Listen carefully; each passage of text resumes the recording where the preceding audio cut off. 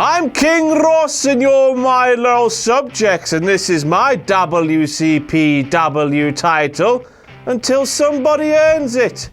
Now, we make our livelihoods off taking the piss out of WWE, TNA, who we've got more subscribers than, by the way, and WCW and more. So it's time to take the piss out of ourselves. So here are all the WTF moments from WCPW. Loaded episode 1. Now, I knew I'd have me work cut out because this is the first show and there's going to be a lot of mistakes, isn't there? But I didn't know I'd be pointing out WTF moments this early. The opening blurb punctuation is wrong. It's original, it says, but it's got an apostrophe, which means it is original. That doesn't make sense. There shouldn't be an apostrophe. Should just be it's original. Whoever wrote that should be sacked, unless it's Sam, because he works very hard. Very hard indeed. And who the fuck wrote that? The personalities of WhatCulture are fiction. This is fake, is it? This is fake, is it? Yes, tell you. And Jesus Christ almighty, you better get used to this. It's Miller o'clock, you know, because Simon Miller is awful at commentary, and I've got a terribly bad back from carrying him through the broadcast. Get this right, Miller calls the WhatCulture Heavyweight Championship, the cardboard shittier version of this, the WCPW World Title. I mean, for God's sake. Easy stuff this, elementary stuff, schoolboy stuff. And he's still getting them wrong. Look at his hair there, though. Hilarious. What about that prick in the crowd who kept shouting Damien Sandow whenever the opportunity arose? I mean, for God's sake, be patient, you horrible smog. Just be patient. He's coming.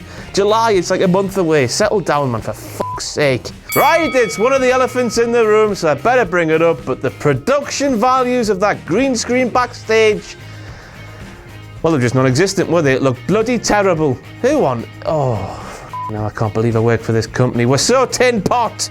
It's unbelievable.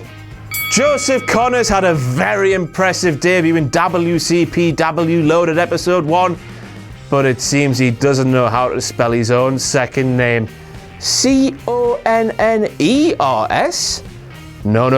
I googled it. It asks you, did you mean C-O-N-N-O-R-S? The chance of you're a fuckboy at Alex Grace, even though he shat all over Joseph Connors. Surely Connors was Gracie's fuckboy. Stupid marks. How? We just dragged him in off the street, don't we? Fucking hell, man. So get this right. The first ever match in WCPW history ends in a disqualification.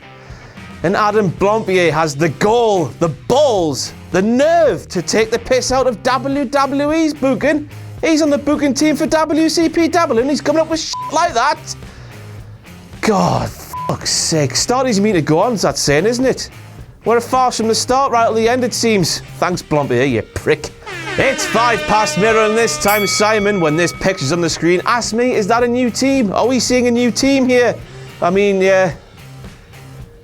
God's sake, man. I mean, but Archer and Gracie's name were in the same entrance video as well. Of course they're a team. I mean, for God's sake, just someone get me Maggleco, please. He can't be any worse than Simon Miller. God, my back is so sore from carrying them all in. Right, for fuck's sake, it's Ross o'clock. Are you happy now? You know that famous gif that's taken over the internet where I'm doing the ironing? Well, I'm using a steamer, apparently. So that constitutes a WTF moment. They both do the same job. They both take creases out of materials.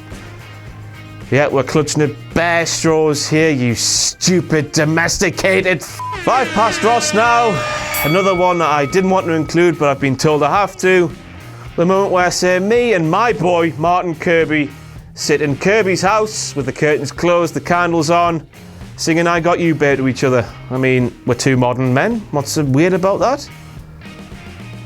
WTF moment? No, it's not.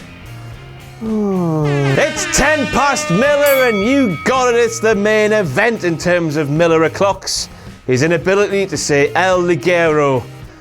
El Ligaro. I even think Eddie Guerrero came out. Basically anything but El Ligero came out of his mouth.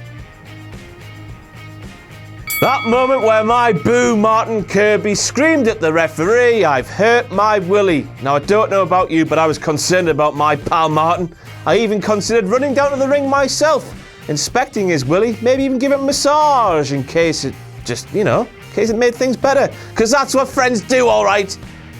Care about each other, me and Martin.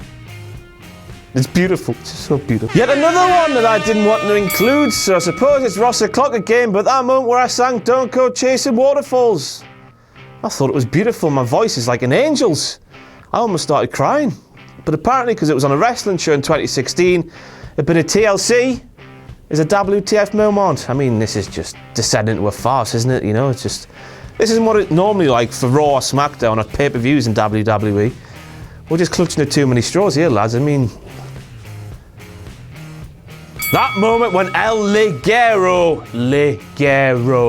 screamed Kirby at Martin Kirby and said he didn't sound like a Mexican.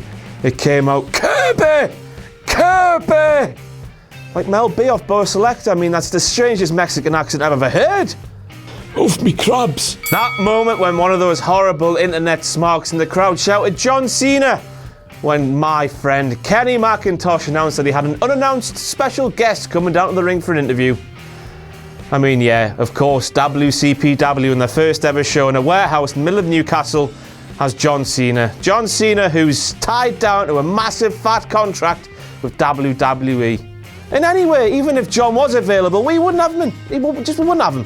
He's horrible. He's shit. It's 1:15 Miller, and this time it's the bit where he wouldn't stand up for Prince Amin, my brother from another mother. I mean, why? He stands up for me when I come into the office every morning, so why wouldn't he do it for me? I mean, I couldn't think of a reason, but, he's a Trump supporter, a Brexit voter. He voted leave. It's Ross o'Clock again, and this was a fucking fantastic mistake by me because this sentence came out of my mouth when Prince Amin was coming down to the ring. More royalty is about to grace us with your presence. Working with Simon Miller is very challenging, His mistakes are rubbing off on me. Normally I'm perfect.